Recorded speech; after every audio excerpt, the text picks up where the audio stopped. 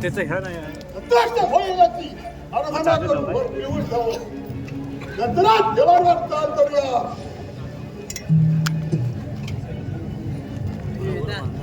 आज करता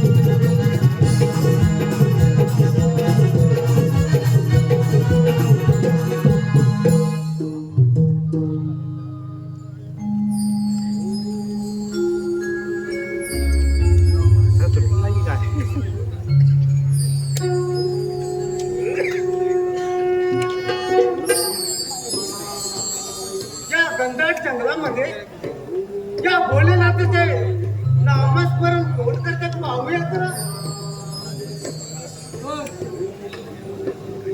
ऊट वाचा ऊट, आज कित्येक वर्ष या भोलेनाथाचे तू तपश्चर्या करत आहे. तुझी भक्ती पाहून मी तुझ्यावरती प्रसन्न झाला आहे.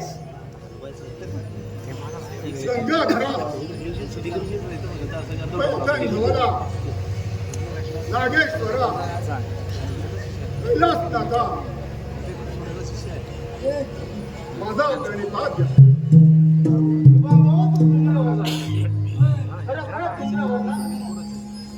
तू आत्मज्ञानी आहेस आणि वीर योद्धा आहेस.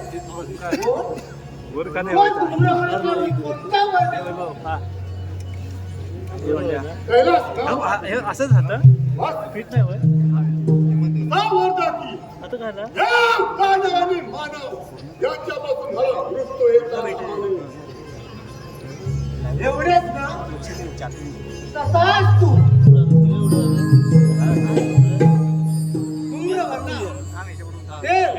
आणि दानव आणि मानव यापासून तुला मरण नाही.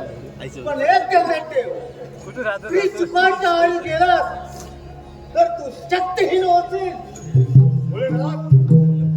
मी श्री सुखाच्या आरी जाणार नाही आणि हे माझं वचन आहे. खरोखर धूम्रवल्ला, तुझी भक्ती पाहून मी तुझ्यावरती प्रसन्न झालाय. हे घे शिवशास्त्र आणि सुखाने राज्य कर. इथे नेटवर्क फुल असेल. धूम्रवल्ला, मी आता कैलास पर्वतावरती प्रस्थान करतो. येतो मी. या भोलेनाथ,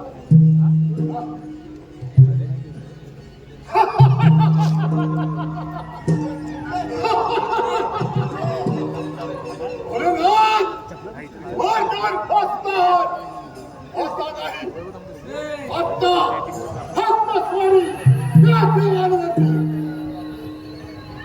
बस माझ्या मनातलं वारू ज्या ठिकाणी घालेल त्या ठिकाणी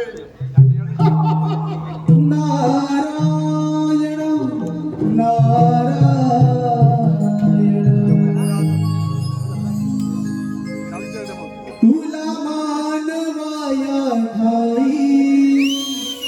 जन्म पुन्हा पुन्हा नाही. तुला मानवाया ठाई जन्म पुन्हा पुन्हा नाही. बहुमोला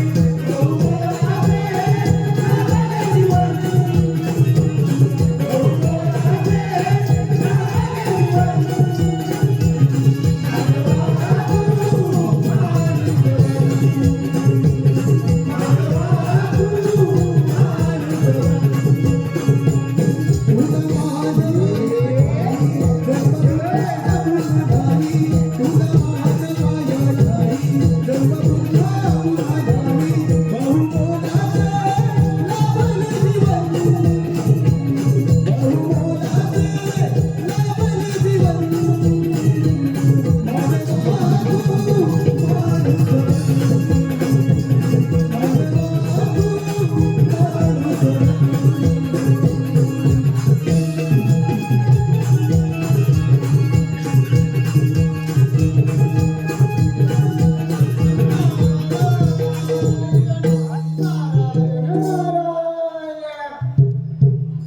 कोण कोण आपण या नहरदेवाला नाव तरी काय बळीच्या मार्गा या मार्गाला ओम रावणाचं म्हणतात ओम रावण उग्रवर्ण अरे नावाप्रमाणे एकदम बलशाली दिसतोयस करा पण एवढा लालगुंद चेहरा आणि आनंदामध्ये कुठे वळत चालला आहे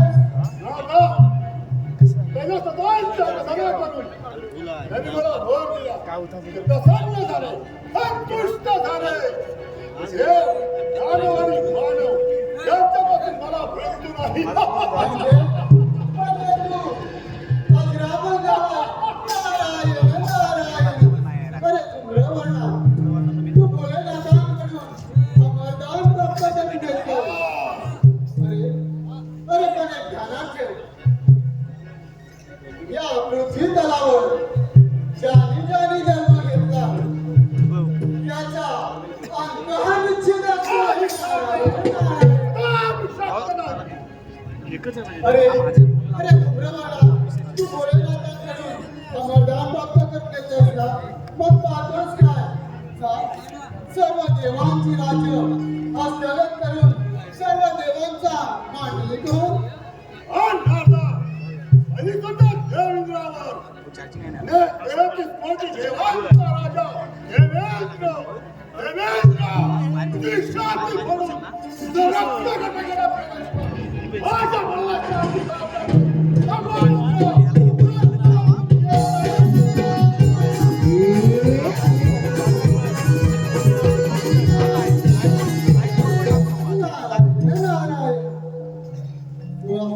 या नारदाला पाहिजे तेच मिळालं. देव आणि दानव यांच्यामध्ये कोण श्रेष्ठ हे आता आपण पुन्हा पाहणारच आहोत. चला हे वर्तमान देवेंद्राला विनत पाहिजे देवेंद्राच्या अमरावतीवरती चला तर नारायण क्रोधाने पेटला धुम्रवर्ण धुम्रवर्ण क्रोधाने पेटला धुम्रवर्ण धुम्रवर्ण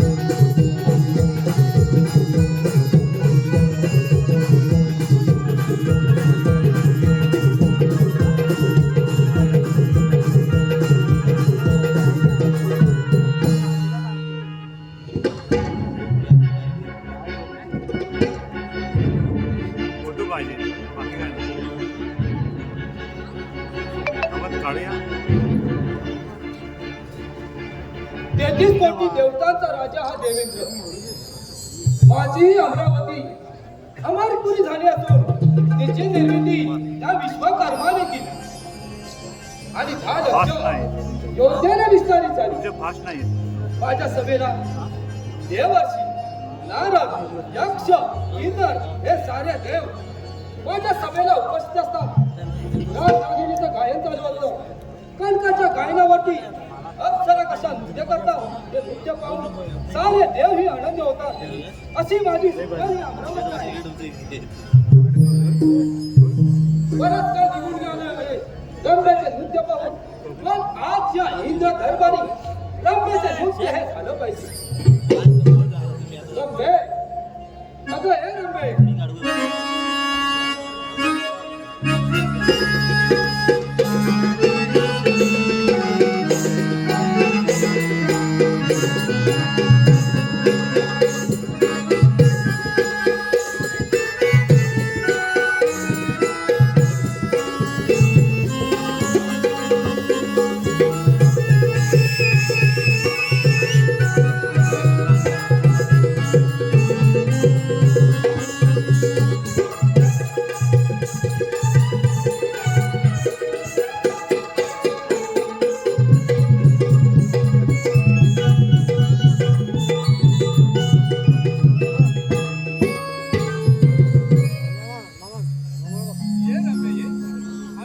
प्रतीक्षा करत आहोत. जो वाट तुमचे नृत्य होत नाही तो वाट या देवेंद्राला कुठलाच आनंद घेता येत नाही आणि तुमच्या रूप सौंदर्याची आम्ही तुलाही करू शकत नाही.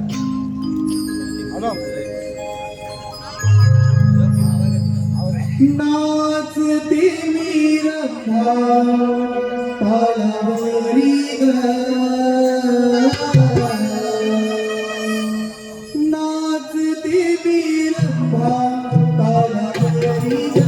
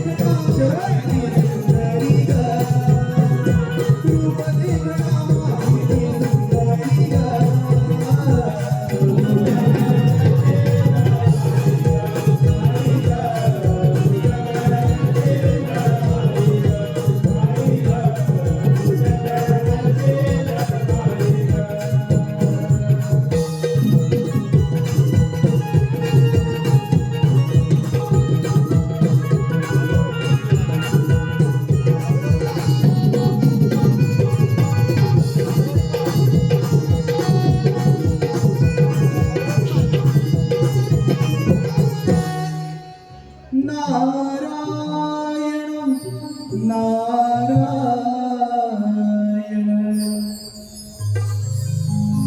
ब्रह्मदेवाचा मी पुत्र नारद,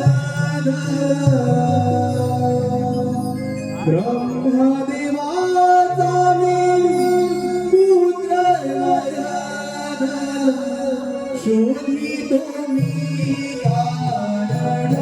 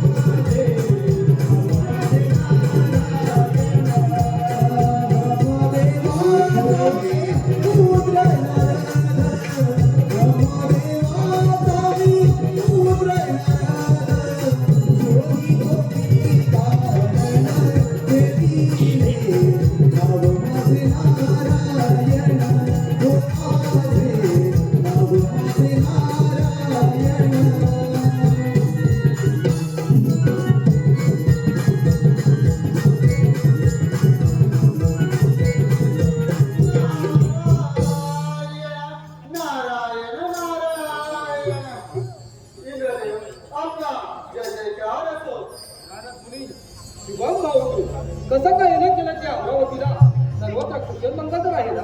इंद्रदेव सर्वत्र कुशल मंगल तर आहे, पण पण काय मुनिवर महाभयंकर बोलण्याचा ओघ मी समजतो नाही. महाभयंकर संकट संकट असं कोणतं संकट आले मुनिवर? व भोलेनाथांचा परमभक्त धूम्रवर्ण याने त्यांची तपश्चर्या करून त्यांना प्रसन्न करून घेतलं आणि त्यांच्याकडून देव दानव आणि मानव यांच्याकडून मरण नाही असा वर मागितला आणि भोलेनाथाने त्यांना अजरामर असा वर दिलाय.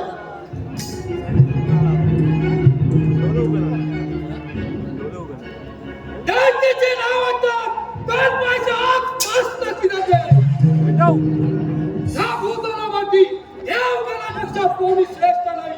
श्रेष्ठ आहे फक्त देव. दैत्य नव्हे मुनिवर.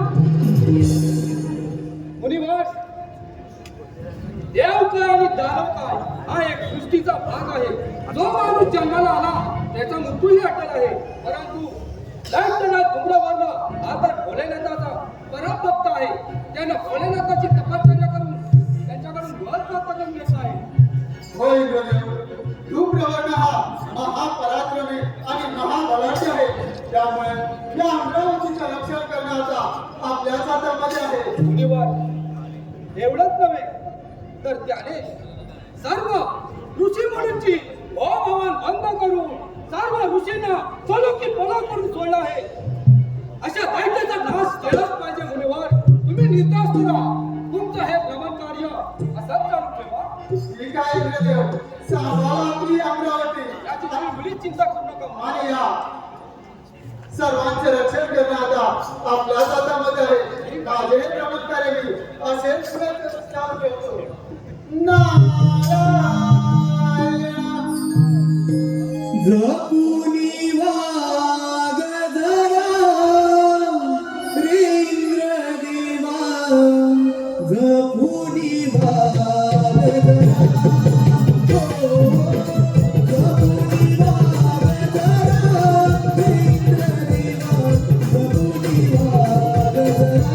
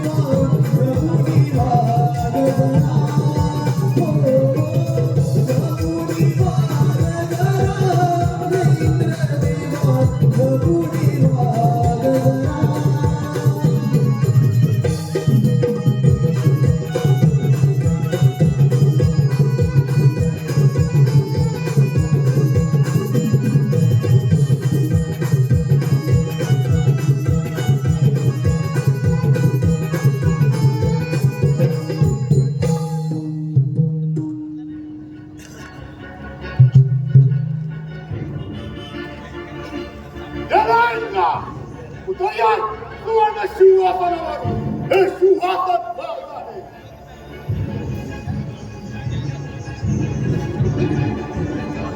या देवेंद्राला या राजसिंहासनावरून उतरवणारा आहेस तरी कोण?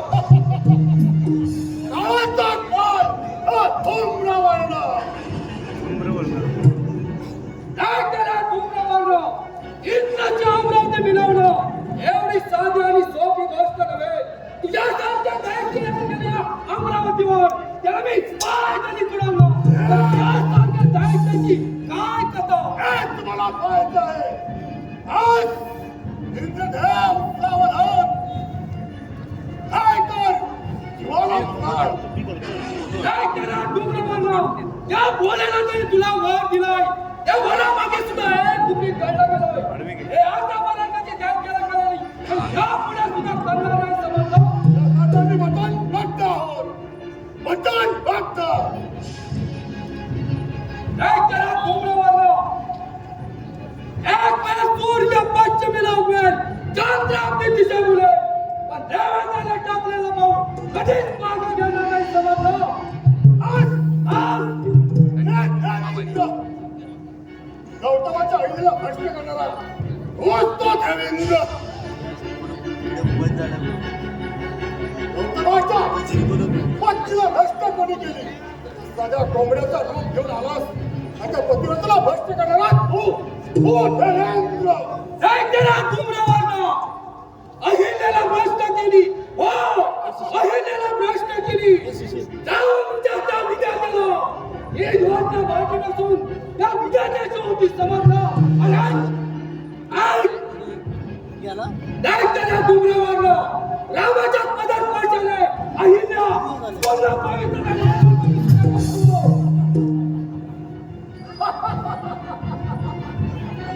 देवानी करावं ते पुण्य, दत्तानी करावं ते पाप. हा लौकिक या पुसून टाकणार आहे की तुझी नगरी रक्ताने झालं भागसाठी होती. आज ते मला मिटवायचं हे सोनं मिटवायचं असताना करणारी हा धूम्रवर्ण. त्याला धूम्रवर्ण धर्माने आदरण्याच्या गोष्टी या देवेंद्राला सांगू नको. आणि धर्माने वागला असतास तर तुझा मृत्यू नव्हता, पण तू अधर्माने वागले. तुझा मृत्यू निश्चित आहे. आजपर्यंत मारले गेले नाही. असाध्य आहे ते दैत्याला धूम्रवर्ण मग वेद कशाला? बहुत चांगले हात घालून फिरतो.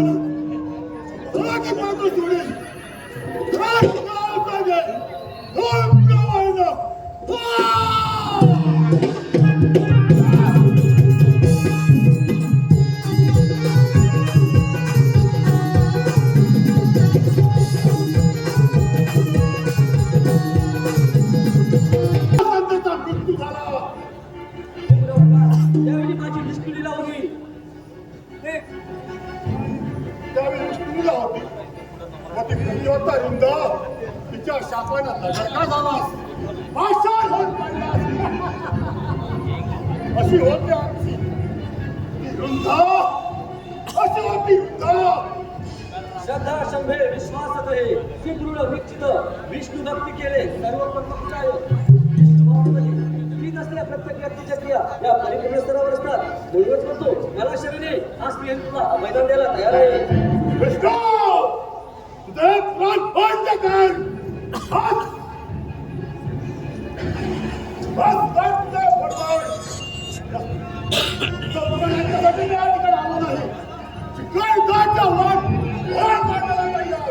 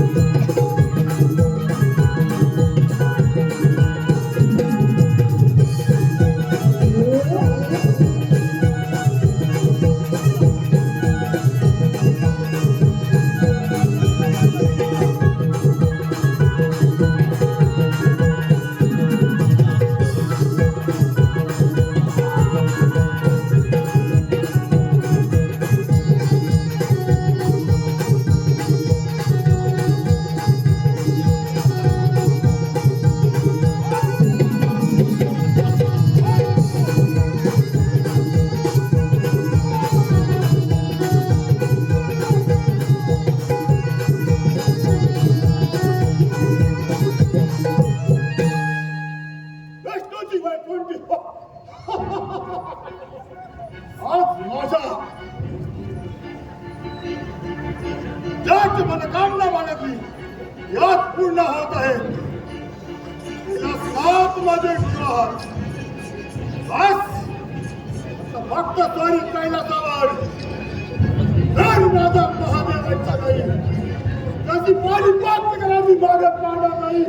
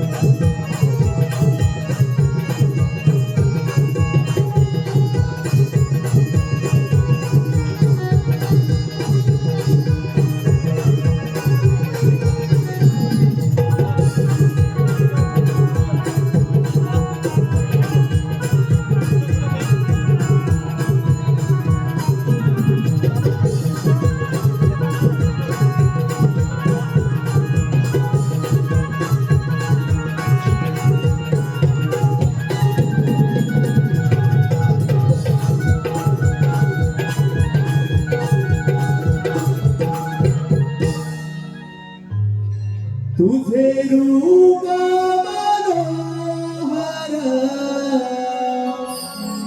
पाहू दे तुझे रूप मनोहर पाहू दे भोलेनाथ तुझे गुण गाऊ दे भोलेनाथ तुझे गुण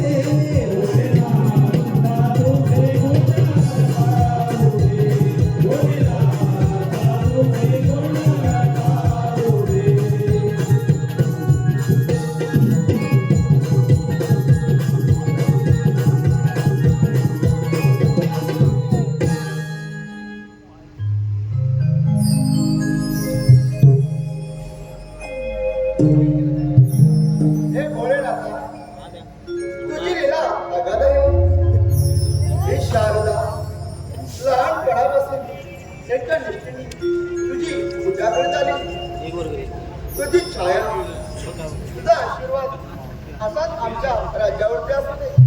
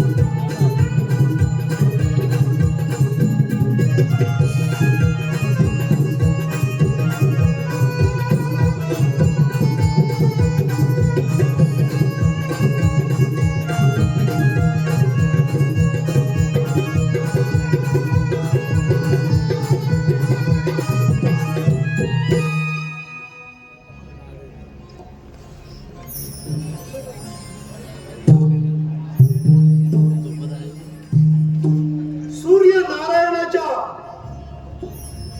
सहस्त्रकोटी किरणातून उजळणारी ही पुण्यभूमी आणि या भूमीवर राहणाऱ्या सर्व प्राणी मातांना आणि या माझ्या शस्त्रपूर नगरीतील सर्व प्रजेला या सुरशन राजाचा कोटी कोटी प्रणाम. तेजाने झळकू पाहणाऱ्या या माझ्या वीरांना आणि माझ्या शस्त्रपूर नगरीतील सर्व प्रजेला जो कोणी वाकड्या नजरेने पाहणार नाही याची मला दक्षता घेतली पाहिजे.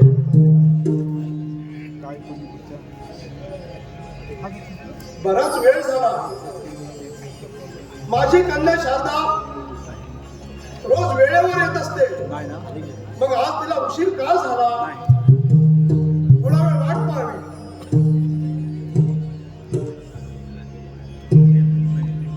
तुझं पाणी झोपला होतं. आयुष्यमान भावा. मोबाईलच्या स्क्रीनवर नेटवर्कचा प्रॉब्लेम आहे का बघा. बाळ शारदा, तुला यायला एवढा उशीर का?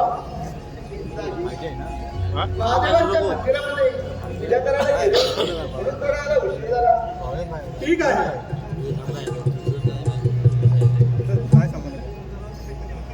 बाळ शारदा, बोला. त्या भगवान शिवशंकराच्या कृपेनं माझ्याकडे सर्व काही आहे. धन दौलत संपत्ती सर्व काही आहे. मात्र तुझ्या बाबतीत माझ्या मनाला एक चिंता लागून राहिली. आणि ती कोणती? ती म्हणजे तू आता उपवास झाले आहेस. तुला योग्य असा वर पाहून योग्य वेळेवर तुझा लग्न सोहळा पार पडावा याची चिंता आहे मला.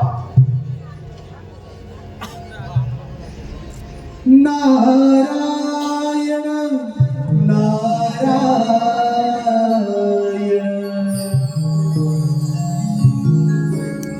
विसरून गोरे आई बाबाला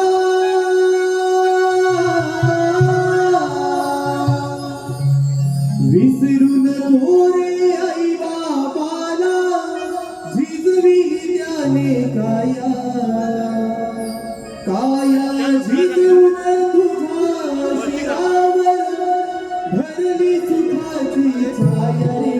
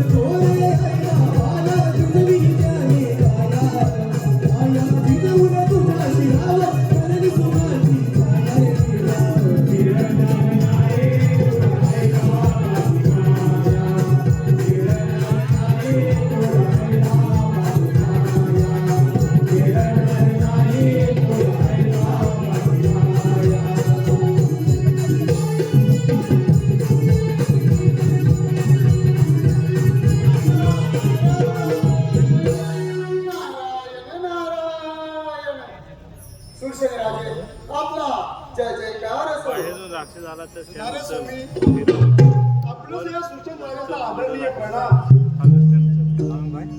कसं काय येणं केलं? राजे दात म्हटलं खाल्लं त्यावर सांगितलं आणि आपलं राज्य कशा प्रकारे चाललंय ते तर पाहूया. होय नाना स्वामी, खाणं कुठं आहे? त्या भोळ्या शिवशंकराच्या कृपेनं माझं राज्य अगदी सुखात चाललंय. राजे आपलं राज्य मला सुखी आणि समाधानी तर दिसतच आहे,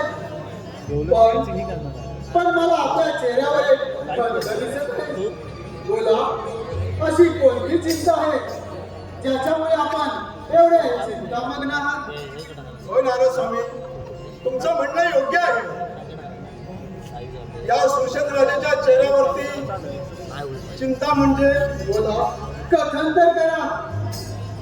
नाना स्वामी, माझी कन्या शारदा आता उपवर झाली आहे. योग्य असा वध पाहून योग्य वेळेवर तिचा लग्न सोहळा पार पडावा याचीच मनाला चिंता आहे.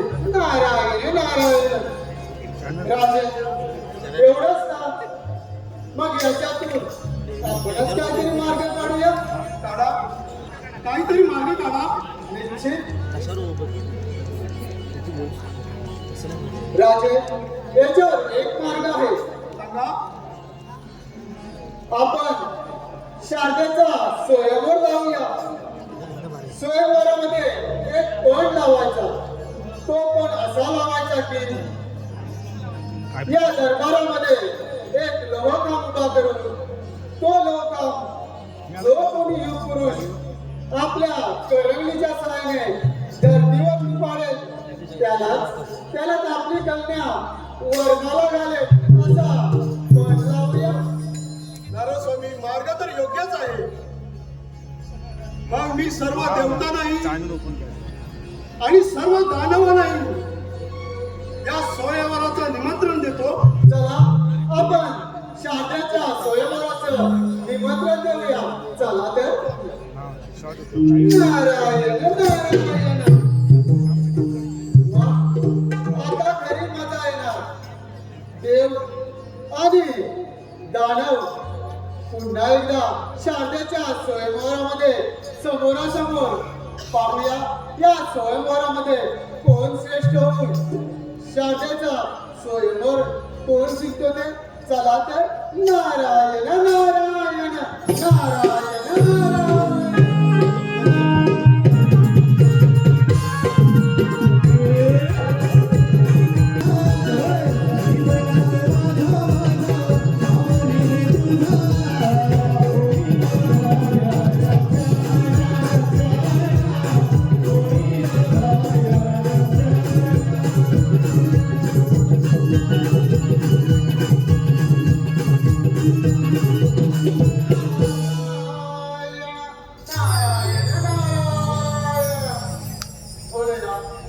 माता पार्वती प्रणाम. मंगळवत नारद स्वामी. नारद स्वामी कसे काय येणे का त्या कैलास पर्वतावर? भोलेनाथ, आपण वर येऊन बसला. आपला परमभक्त धूम्रवर्ण याने आपली तपश्चर्या करून आपल्याला प्रसन्न करून देतात. आणि त्याला तुम्ही अमरनाथचा वर दिला आणि त्याच्याच काळावर त्याने देव इंद्राची अमरावती विष्णुदेवाची वैकुंठी हस्तगत करून तो आता प्रत्यक्षात या कैलास पर्वतावर येत आहे. नारद स्वामी तुम्ही निश्चिंत राहा. त्या धूम्रवर्णाला या भोलेनाथाचे कात्याचा अंदाज का ठाऊक नाही. भोलेनाथ, पहिलं हे केलं. धूम्रवर्ण हा आपल्या परमभक्त असल्यामुळे तो महापराक्रमी आणि महाबलाढ्य आहे. त्यामुळे याचा वध आपणच करावा आणि या कैलास पर्वताचं रक्षण करावं. नारद स्वामी तुम्ही निश्चिंत राहा. त्या धूम्रवर्णाचा वध हा भोलेनाथ निश्चित करेल. ठीक आहे, माझे हे प्रमाण करेल मी. असे पुढे चालू ठेवतो. सांभाळा त्या धूम्रवर्णाला. नारायण.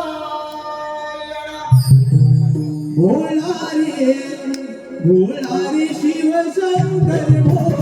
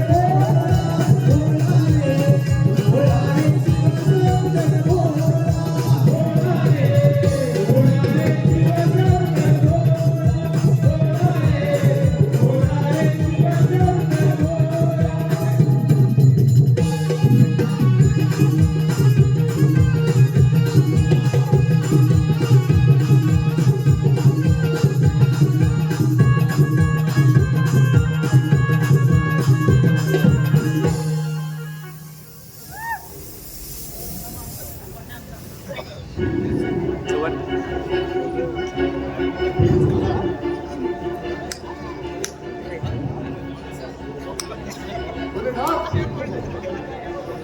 आपला माझा धन्यवाद. तुझा मग तू धुम्रवर्ण कसं काय येणे करता कैलास पर्वतावर? महादेवा तुम्ही दिला वरानं देवा विष्णूची वैकुंठी ब्रह्माची धर्मपुरी. देवा तुम्हीच मला सुरुवात केली. दानवानी मानव यांच्यापासून मला उठेल मृत्यू तर माहीत. धुम्रवर्ण कैलास पर्वतावरची राज्य करण्याची पात्रता दानवांच्यात नाही. हा त्रिगुणाचा अधिपती तुला आदर देतो. हे कैलास पर्वत सोडून तुझा अन्यथा तुझा मृत्यू अकाल.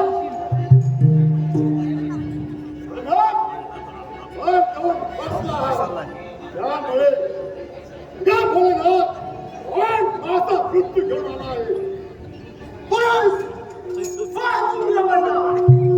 तुझ्या हा देवामध्ये भक्ती ही राहिलीच नाही.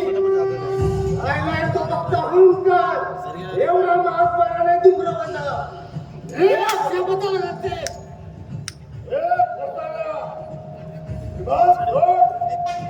माझ्या स्वाधीन कर आणि निघून जा माता. असं अरे तू स्वतःला ही एवढं समजत असेल तर माझा परम भक्त नंदी याच्यापुढं उच्च करावं लागेल.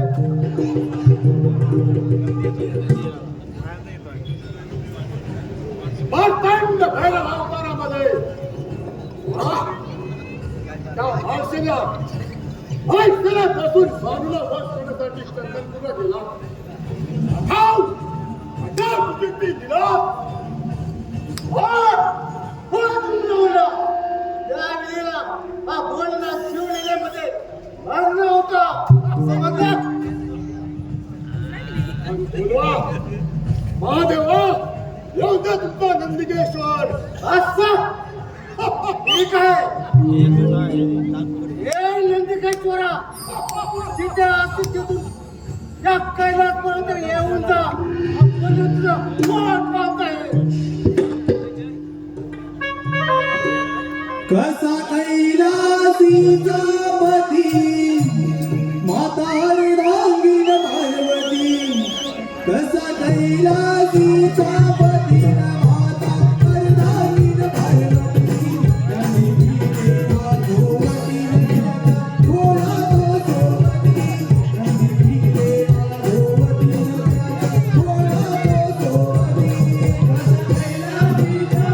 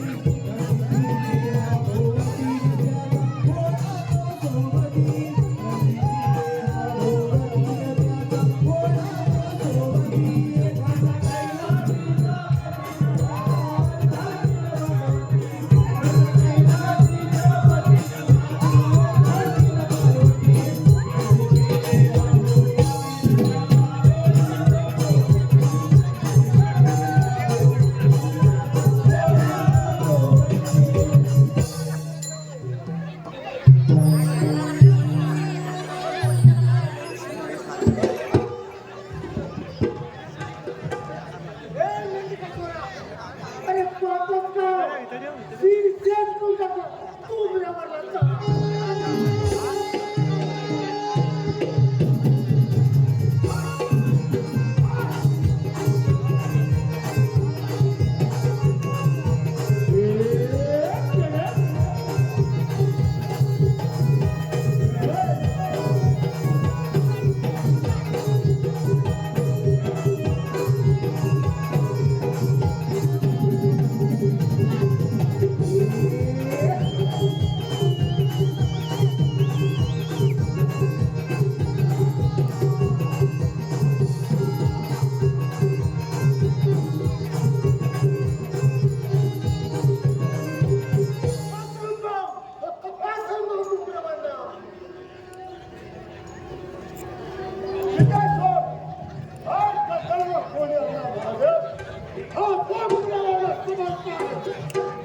डोंगरावरचा.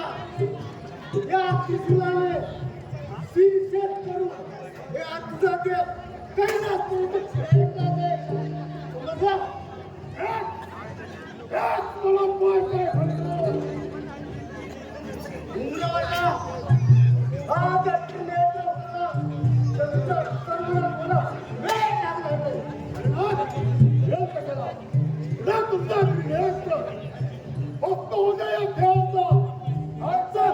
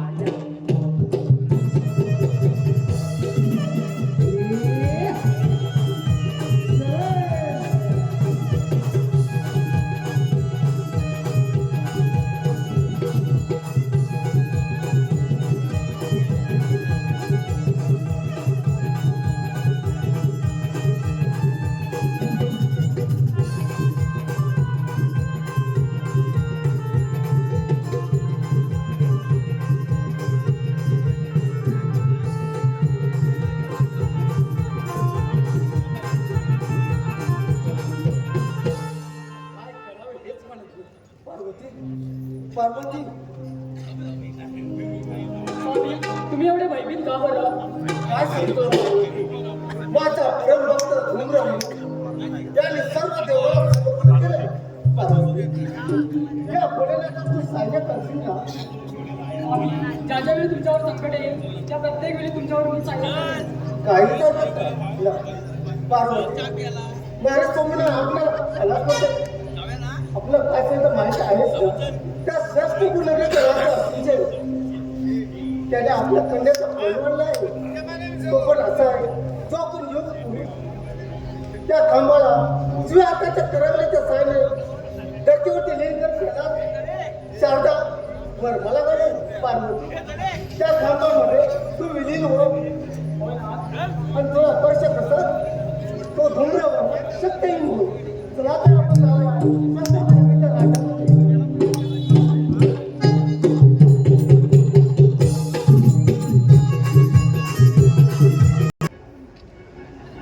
धूम्रवर्णा, अरे असं होणे शक्य नाही. मी सर्व देवता नाही, त्याचबरोबर तुम्हाला दानवालाही निमंत्रण दिलं होतं, पण कदाचित तुमच्यापर्यंत पोचलं नसेल. त्याबद्दल क्षमस्व.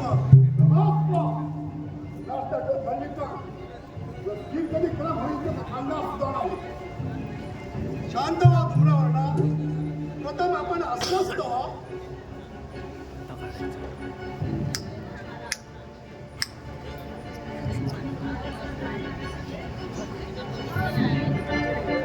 सुरसेन राजे आपण गांधीचा स्वयंवर लावलाय पण या स्वयंवरासाठी पण कोणता लावलाय तो एकदा नंतर करा. सांगतो, सर्व काही कथन करतो.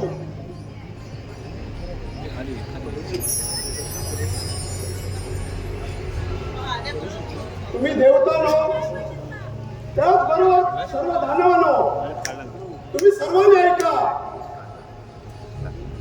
या सुरसेन राजानं आपली कन्या शारदा हिचा स्वयंवर मांडला आहे आणि त्या स्वयंवरासाठी एक पण लावला आहे आणि तो पण असा आहे की जो कोणी युग पुरुष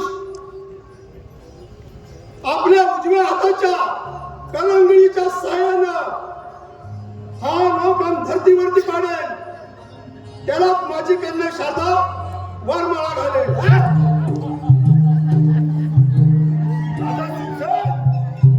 पहिला मान आम्हालाच मिळाला पाहिजे. नक्कीच याचा पहिला मान तुम्हाला दानवानाच.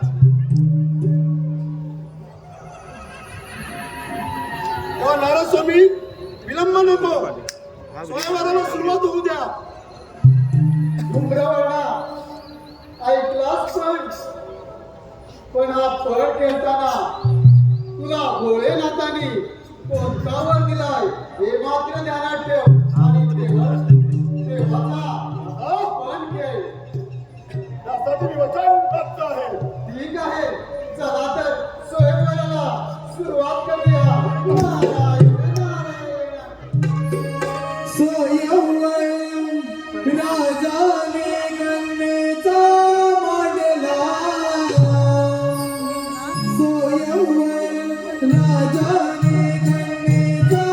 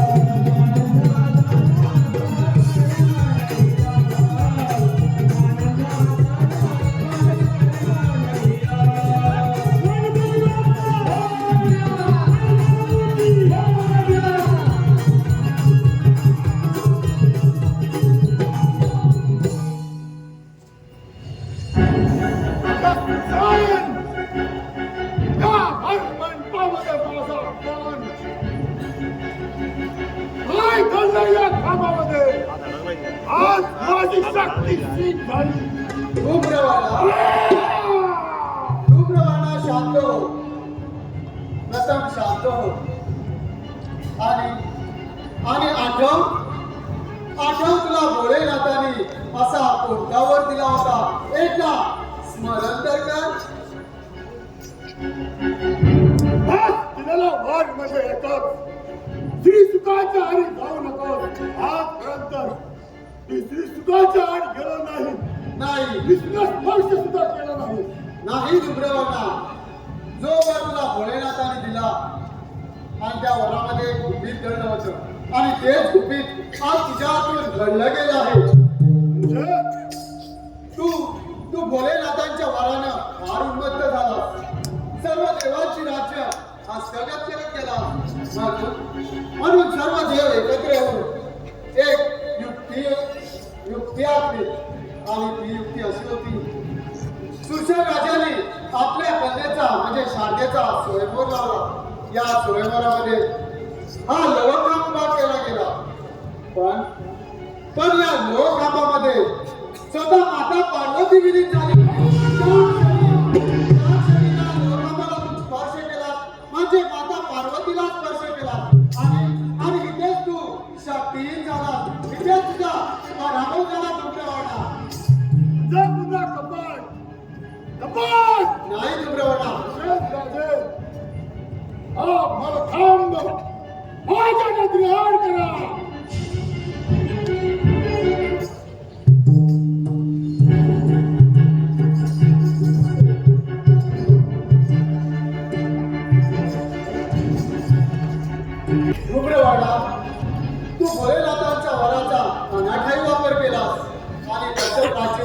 तुला नक्कीच मिळेल. आज या दरबारामध्ये तुझा अंत माता पार्वती आणि भोलेनाथ यांचा पुत्र महागणेश याच्या हातून आहे.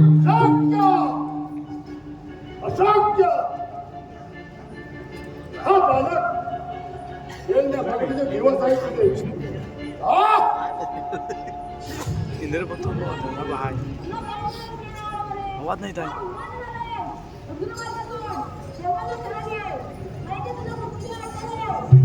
शरण शरण नाही मरण द्यायला आलाय. शरण कदापि शरण जाणार नाही, गेला नाही.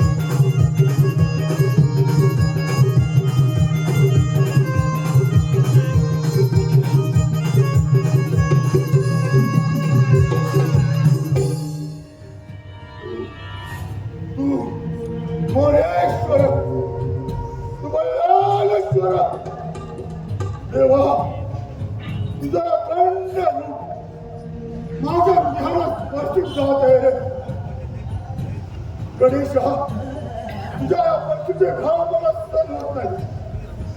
देवा माझ्या रक्ताने तुझा हक्क झालं. तुझं अंग नाणे नाळ झाले. देवा देवा गणेश तुला या पुढे माझ्या नावानं धूम्रवर्ण गणेश म्हणून ओळखतील. देवा प्राण कंठाशी आला एवढा आशीर्वाद दे. दे देवा आशीर्वाद दे.